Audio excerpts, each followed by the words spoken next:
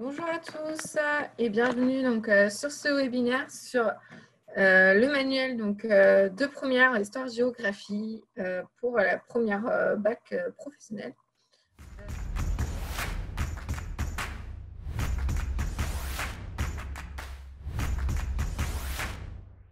Je vois qu'il est plutôt l'heure de commencer, donc je remercie tous ceux qui nous ont rejoints et je vous dis bonjour à tous et merci d'être présents avec nous ce soir. N'hésitez pas à passer par l'outil Converser si déjà actuellement pour nous dire si tout est OK pour vous et aussi pendant la présentation et en deuxième partie pour nous poser toutes vos questions si vous avez des questions. N'hésitez pas. Voilà, je ne sais pas si Céline ou Marie-Alice, vous aviez un petit mot à dire. Peut-être vous présenter rapidement avant qu'on commence. Je suis très heureuse d'être avec Brigitte et Céline pour présenter ces deux magnifiques réalisations que sont le livre cahier et le manuel de première bac pro. Je pense que Brigitte va être l'animatrice principale et je m'occuperai de tourner les pages pour montrer un petit peu concrètement comment est construit le manuel et permettre de visualiser un petit peu la présentation. Et merci beaucoup à toi pour ça. Alors, moi, je remercie Brigitte de nous faire cette présentation du livre cahier et du manuel. Cette année, l'année dernière, on n'avait qu'un livre cahier. Et cette année, on a vu qu'il y avait une attente pour un livre cahier et une déclinaison du manuel. Donc, Brigitte va vous expliquer tout ça. Et merci à tous d'être là. Et si vous avez des questions même après, vous avez le mail de Violaine qui peut nous transmettre d'autres questions qui vous viendraient même après. Donc, voilà, tout à fait, en effet. Merci beaucoup Céline, en tout cas, d'être aussi avec nous ce soir. Donc, on va pouvoir donc commencer. Et donc, bien sûr, je vais te laisser la parole, Brigitte, peut-être pour te présenter, justement, pour commencer. Bien, donc je m'appelle Brigitte Alain Chevalier. Je suis directrice de la collection Histoire, Géographie, Enseignement moral et civique Bac Pro chez Belin depuis 25 ans maintenant. J'ai aussi une très longue expérience d'enseignement en lycée professionnel, en province d'abord et à Paris ensuite. Et j'ai aussi assuré pendant longtemps la formation des PLP en histoire-géographie dans l'Académie de Paris. Pour ce qui est de mon équipe d'auteurs, c'est une équipe très resserrée. Nous ne sommes que 4. Ce sont des professeurs de terrain en LP, enfin en lycée professionnel, et aussi pour 3 d'entre eux, ils sont maintenant donc formateurs et une est formatrice en tant qu'inspectrice de l'éducation nationale. Donc, c'est la spécificité aussi de notre équipe. Chaque auteur prend en charge l'intégralité d'un thème, ce qui assure cohérence et circulation plus facile à l'intérieur de chaque thème. Je pense que c'est une force de notre collection. Vous allez voir passer un papillon, parce qu'il y a un papillon qui reste enfermé dans la maison, donc je suis arrivée à le chasser. Voilà. Ça met un petit peu de bucolique dans la présentation. Justement, donc, tu disais que c'était une des forces de cette collection. Donc, justement, est-ce que tu pourrais nous éclairer un peu sur cette collection d'ouvrages Bac Pro en histoire, géographie, EMC et nous en dire un petit peu plus sur quel a été en fait le parti pris éditorial de cette collection?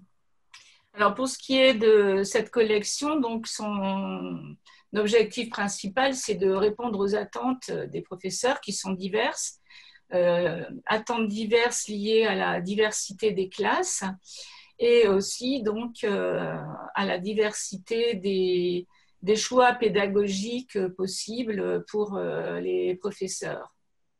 C'est pour ça que cette année, on propose 2 ouvrages.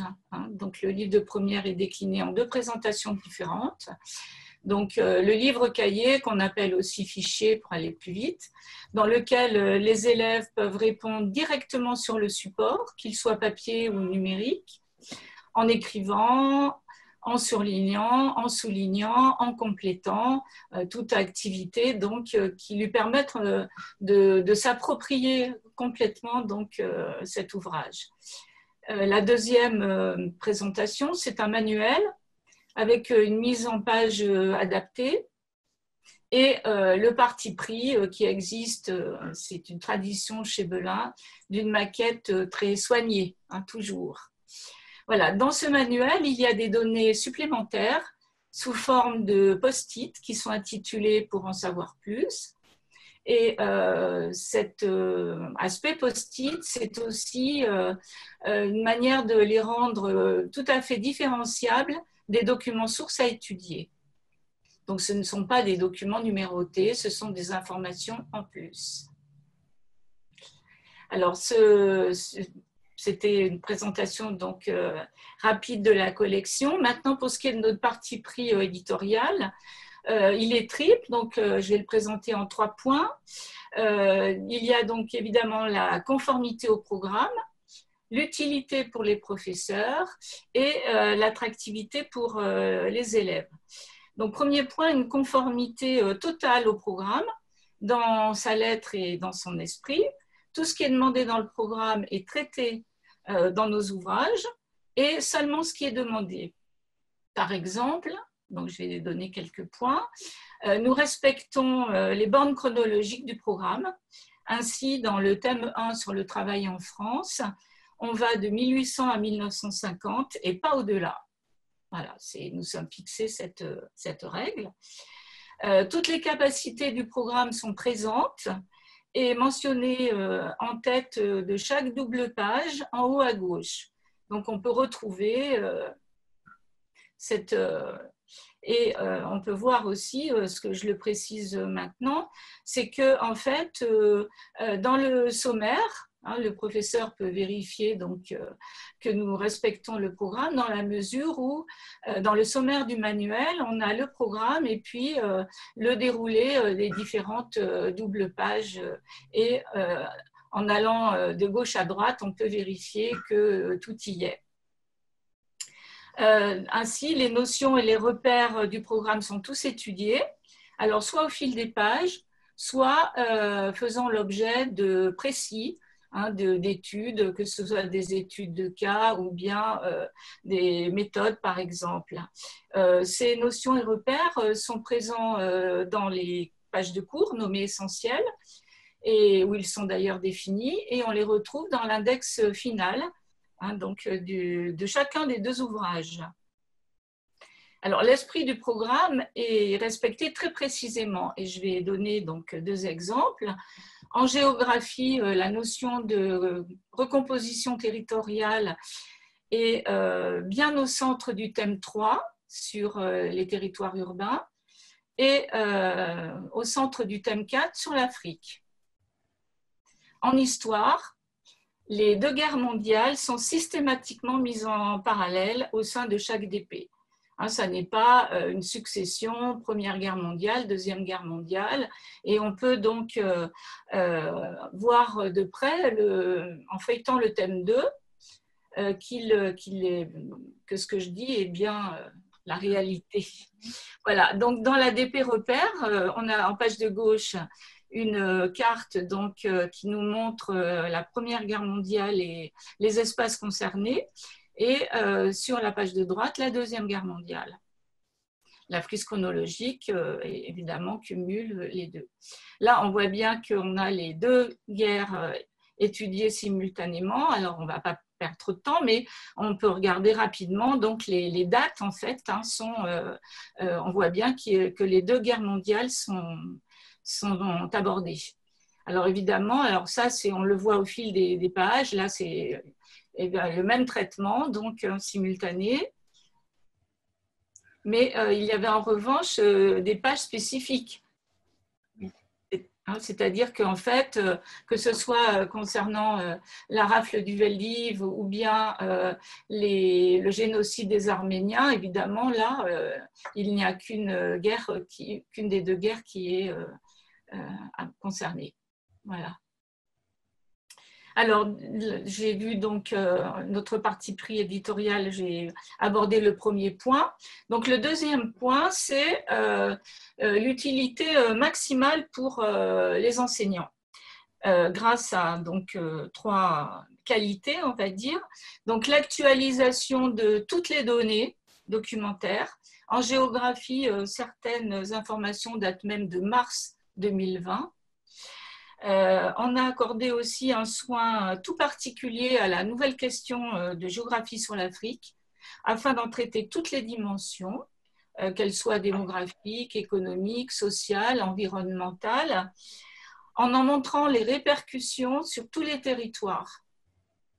Donc du nord au sud, d'est en ouest, et à toutes les échelles.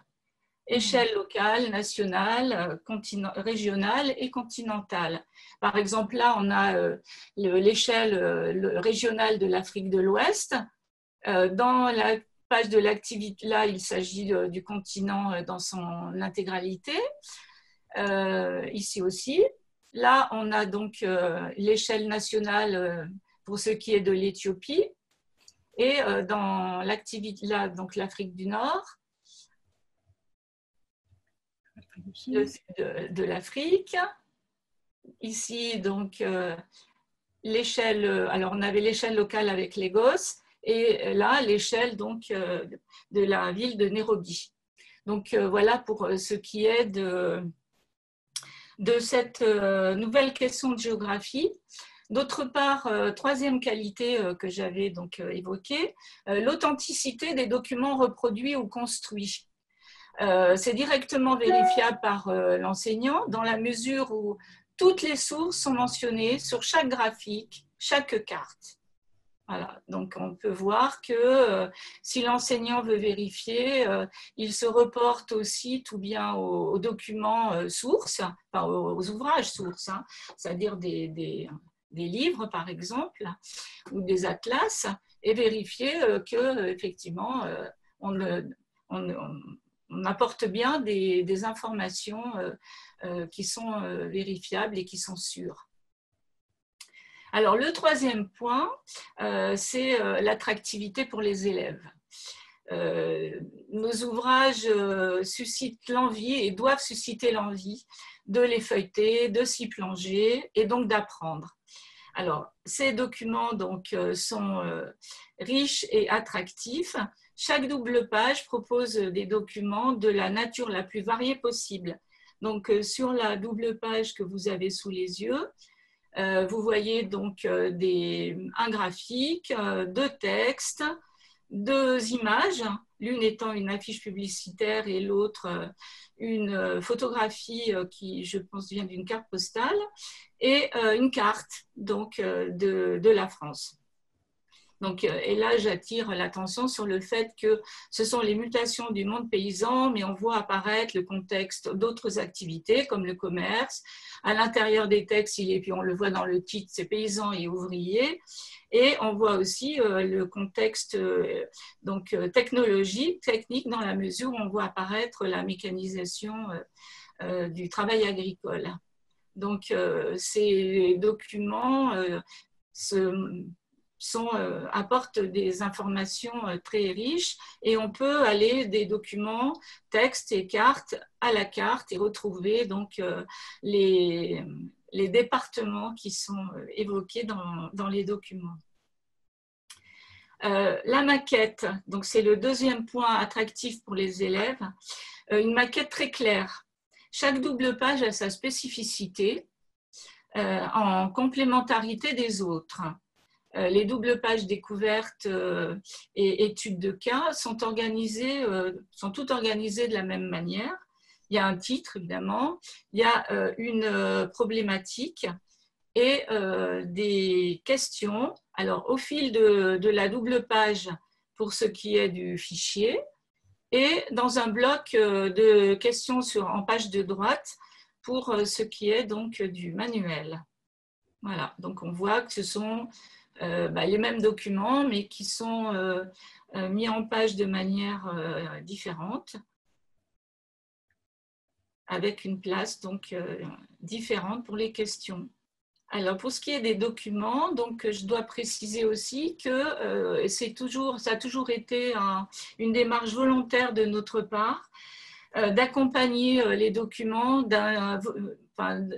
on va dire d'un texte volontairement bref. Donc, on a le titre et une légende succincte afin de situer le document, c'est-à-dire savoir de quoi il s'agit, le fait, le lieu, où, et puis la date. Mais notre objectif, c'est que ce titre, ce matériel, le titre et la légende, ne dispense jamais l'élève de chercher par lui-même les informations dans le document. C'est-à-dire que ce texte auteur ne divulgue pas tout. Voilà, l'élève doit être à même de chercher. C'est aussi plus agréable pour lui parce que quand le titre ou la légende dit tout, l'élève il se demande bien ce qu'il va pouvoir trouver par lui-même. Voilà, donc ça c'est un parti pris de longue date. Merci beaucoup pour cette. Je crois du coup, on va pouvoir passer à la partie questions-réponses. Donc, n'hésitez pas, comme j'ai pu le dire en début de séance, pour ceux qui nous ont rejoints entre-temps, à passer par l'outil Converser pour venir nous poser vos questions. En attendant que vous preniez le temps de rédiger vos questions, j'avais déjà recueilli donc, quelques questions suite à la communication que j'avais faite. Et donc, on avait une question de Jean sur comment l'enseignant peut-il construire une séquence de cours à partir du manuel ou du livre cahier. Brigitte. Alors, pour l'écriture donc, de ces deux outils pédagogiques que sont le livre cahier et le manuel, trois principes donc, nous ont guidés. D'une part, la liberté pédagogique des collègues, d'autre part, la prise en compte de la réduction des horaires. Le professeur dispose désormais de 8 à 9 heures par thème, ce qui est peu. Et enfin, troisième troisième principe, la différenciation pédagogique. Alors, pour ce qui est de sa liberté pédagogique, ces ouvrages représentent pour lui une banque de données fiable et exhaustive du point de vue du programme, afin qu'il puisse construire son parcours. Il peut ainsi choisir la durée qu'il veut consacrer à chaque point du programme, en piochant dans le manuel, étant assuré qu'il traite tout le programme. Donc, il n'y aura pas de... C'est lui qui fait son choix à l'intérieur du manuel. Concernant la réduction des horaires, ces deux ouvrages lui permettent de gagner du temps. Alors, par exemple, s'il veut utiliser une double page telle qu'elle, il sait qu'elle est formatée pour occuper une séance d'1 heure de cours. S'il veut, pour lui faire gagner du temps aussi, étant donné que chaque double page découverte ou étude de cas, même le grand angle d'ailleurs, et même l'activité numérique, est organisée autour d'une problématique, il va trouver la réponse à cette problématique sur le site de Belin. Donc, ça lui fait gagner du temps parce qu'il va trouver... voilà. Alors là, donc, j'ajoute que j'en profite pour dire que nous nous servons du livre cahier de seconde dans la mesure où le matériel numérique n'est pas encore totalement abouti pour le livre de première. Voilà, donc vous pouvez constater qu'il y a donc que figurent toutes les réponses aux problématiques sur le site de Belin. Pour ce qui est de la différenciation pédagogique, le professeur peut choisir la manière dont il va aborder chaque heure de cours. Par exemple, le travail sur les documents peut être réalisé individuellement ou bien par groupe. Et on va prendre donc un exemple. Je précise aussi que les questions qui accompagnent les documents, elles invitent souvent les élèves à faire des repérages, à prélever des informations. Mais leur activité ne doit pas se limiter à ce repérage. Ce qui est intéressant, c'est que les élèves donc, puissent confronter les documents, puissent dégager des arguments et soient à même aussi de rédiger des réponses organisées. Alors, on va prendre l'exemple de la double page consacrée à l'Afrique du Sud. On peut très bien travailler de manière classique, chaque élève cherchant les réponses aux questions individuellement. Mais étant donné que là, il y a une consigne en fait unique, on va dire, qui est contenue dans la question 1, on donne deux axes, les forces et les faiblesses de l'Afrique du Sud, et on demande aux élèves de repérer quelles sont ses forces et quelles sont ses faiblesses à l'intérieur de chaque document. On peut très bien imaginer que les élèves travaillent par groupe. Donc, ils repèrent, ils trient, ils classent les informations, et selon les deux axes donnés, et pendant ce temps de travail, ils échangent entre eux. On imagine une deuxième phase qui est la restitution orale en classe entière cette fois. Les élèves, donc chaque groupe, justifie et confronte donc ces recherches, propose des formulations pour compléter un tableau de synthèse. Et ensuite, donc, il peut y avoir une rédaction, cette fois totalement individuelle, à partir de ce tableau élaboré collectivement, faite par chacun des élèves. Autrement dit, les élèves échangent d'abord entre eux dans le groupe, les groupes échangent ensuite au sein de la classe. Il y a donc des échanges et un enrichissement, en fait, chacun profite des recherches des autres. Donc, voilà pour ce qui est de l'utilisation de ces manuels, fichiers ou manuels d'ailleurs, on peut aussi, mais c'est surtout là pour le manuel. Voilà. Mais on peut le faire le travail identique avec le fichier. D'accord, merci beaucoup Brigitte. Autre question qu'on avait reçue, c'est concernait tout ce qui est fonctionnalité numérique de ces ouvrages. Alors, les fonctionnalités numériques, elles sont nombreuses. Alors, la première concerne évidemment la possibilité pour l'élève d'écrire directement de le remplir son cahier numérique comme il remplirait son cahier papier. Donc, ça, c'est écrire donc, ses réponses. Voilà. Donc, il a la possibilité d'utiliser un crayon ou d'utiliser son clavier et il peut donc répondre sur le support lui-même, numérique ou papier. Voilà. Donc là, il s'agit évidemment de la version numérique. Alors, les autres fonctionnalités sont constituées en fait par tous les documents dans leur version interactive. Alors, on continue évidemment à se servir du livre de seconde. Je rappelle pour pas qu'il y ait un étonnement sur on va dire la nature le contenu des documents qui sont montrés. Alors d'abord, donc les cartes interactives. Et donc là, je vais donner l'idée d'un parcours pour vous montrer. Donc, on peut visualiser, on va prendre le cas des Espagnols. Donc, on peut montrer les parcours donc, des découvreurs espagnols. Ensuite, alors on pourrait montrer les nationalités successives ou différentes des découvreurs, mais là, on peut montrer donc une des conséquences donc, de ces voyages de découverte, c'est la constitution, la conquête d'empires coloniaux.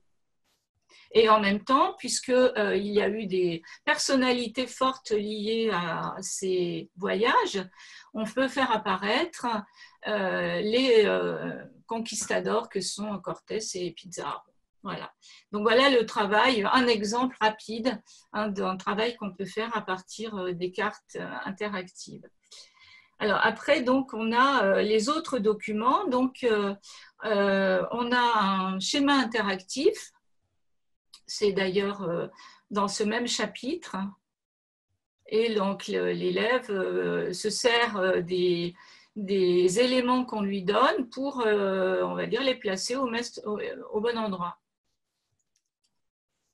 Et le professeur dispose de la version corrigée, toujours dans le souci de lui faire gagner du temps. D'ailleurs, tous nos livres cahiers sont proposés aux professeurs en livres spécimens, avec absolument tous les repérages, tous les codages, toutes les réponses que nous demandons, que nous attendons des élèves. Donc là aussi, c'est un outil précieux pour lui faire gagner du temps. Et ces réponses donc, qui sont dans le fichier de première servent aussi pour le manuel, ce qui ne dispense pas l'éditeur de constituer en ce moment un livre du professeur complet, organisé en fonction des questions du manuel. Oui, le livre du professeur, hein, c'est ça, Brigitte, sera disponible. Où on va retrouver donc, les réponses aux problématiques, c'est-à-dire qu'il y a finalement deux manières de retrouver ces réponses aux problématiques sur le site Belin dédié aux fichiers et dans le livre du prof qui concerne le manuel. Alors là, vous avez donc une image interactive qu'on va aussi vous présenter dans sa version corrigée. Alors évidemment, l'élève, lui, il dispose du matériel, on va dire, qui sert à compléter. Et là, on vous montre la version directement complétée. Alors, autre exemple de document interactif, le croquis. Voilà, donc il s'agit d'un croquis concernant les mouvements migratoires.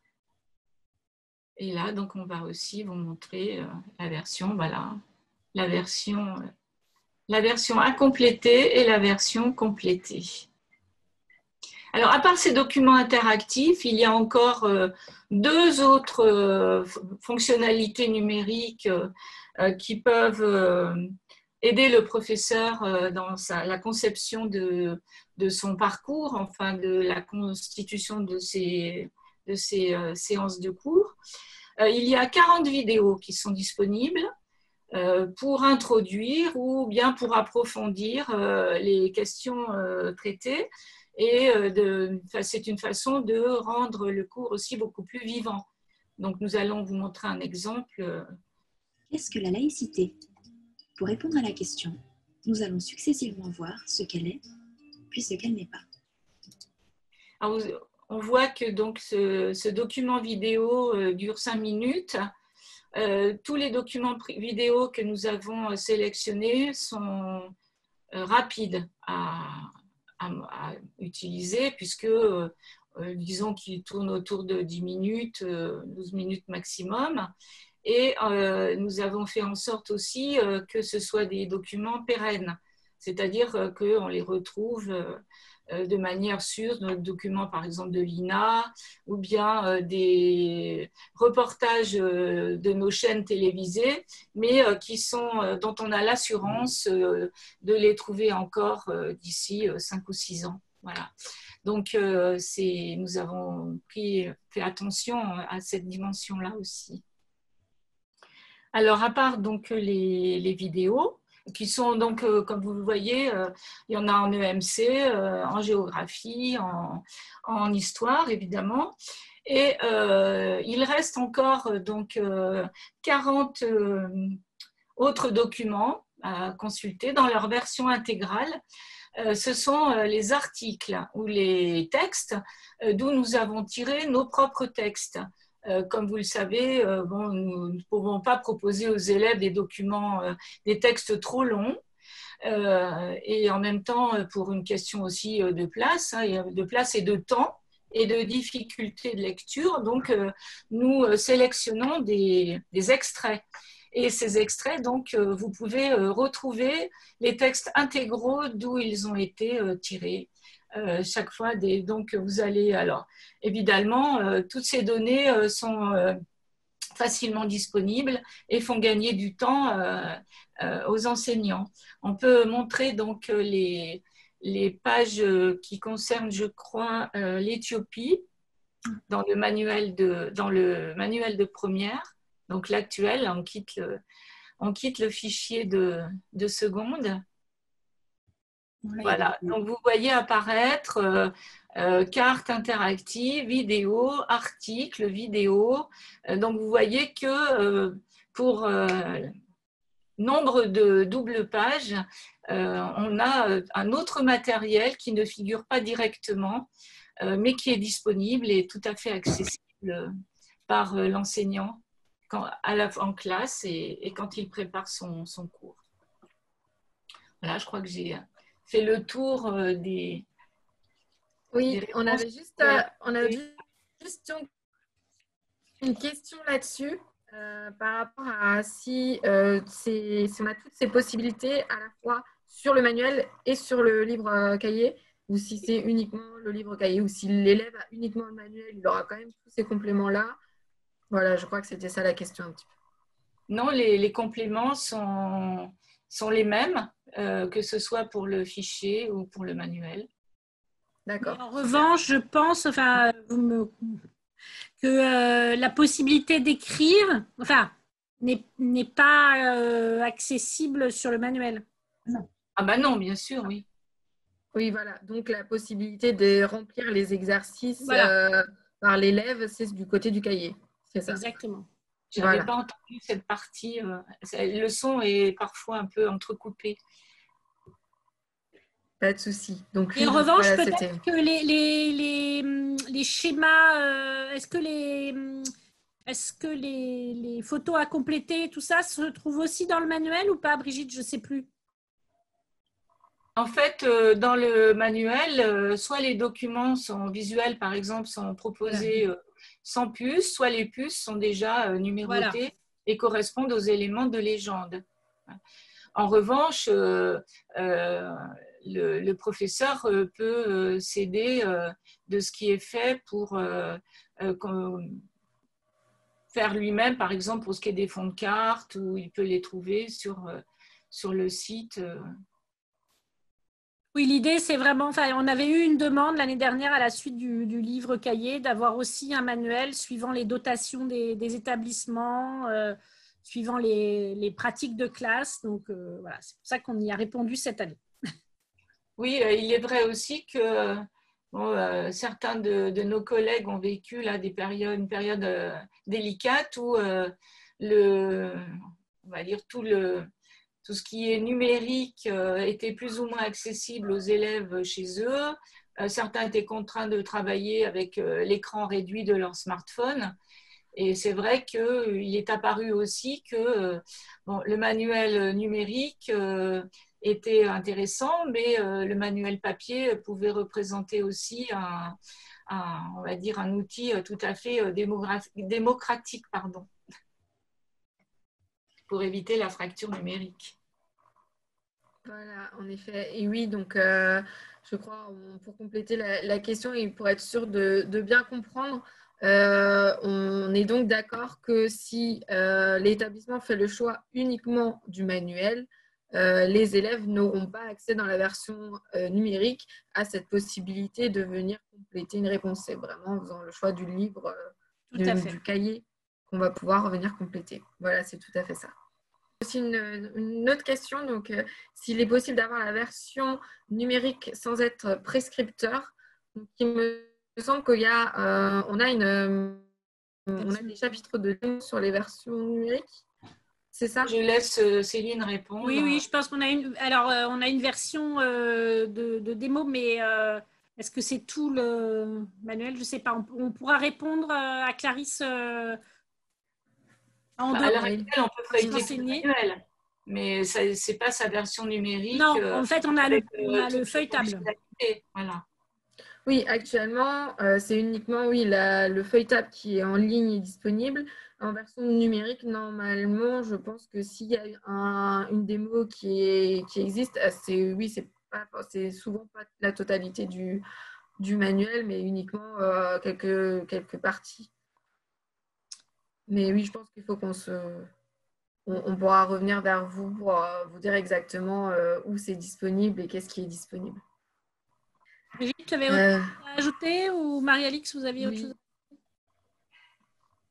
à ajouter? Non, a priori, oui, j'ai été frappée en éditant ce manuel effectivement de la grande actualisation, ce qui est effectivement une qualité de ce manuel et des documents, justement la possibilité pour les enseignants de creuser une question rapidement en pouvant tout de suite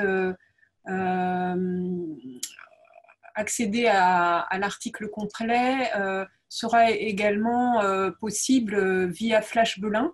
C'est-à-dire même quand on a le manuel, en fait, on a accès à tous les compléments par cette application qui offre, disons, une souplesse de plus. Voilà. Donc là, par exemple, cet article sur l'Eurocorps sera disponible en flashant la page avec l'application Flash Belin. Oui, voilà, qui est donc une il application qui est... Il y en a une quarantaine d'articles comme ça dans le manuel. Articles intégraux. Oui, voilà, donc toutes les ressources, même sur un manuel papier, sont accessibles en version numérique pour tous ces documents complémentaires. Simplement en téléchargeant donc, cette application qui est gratuite, le flashcode Belin. Donc l'élève après vient simplement scanner sa page et en quelques secondes, donc ça lui télécharge sur son téléphone l'ensemble des ressources numériques. Voilà, qui ne connaissaient pas la prise. En tout cas, oui, pour les questions de spéciménage, les spécimens sont bien partis. Après, voilà, comme Céline est en train de traiter, n'hésitez pas à nous dire si jamais vous ne les avez pas reçus. On regardera avec les délégués pédagogiques. Je vous mets aussi dans la discussion le lien vers la page du site avec les contacts justement des délégués pédagogiques. Donc, s'il y a quoi que ce soit ici comme souci par rapport à ça ou ensuite aussi par rapport aux offres, etc., n'hésitez pas à contacter votre délégué pédagogique.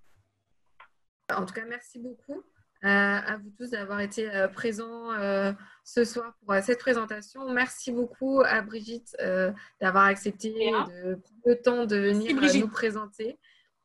Et merci beaucoup Marie-Alix et Céline. T'en prie. D'être présente aussi avec nous. Le webinaire se passe parfaitement bien. Merci à tous et puis choisissez bien. Et donc, on vous souhaite une très bonne fin de soirée et à très bientôt. Au revoir. Au revoir. Au revoir. Au revoir.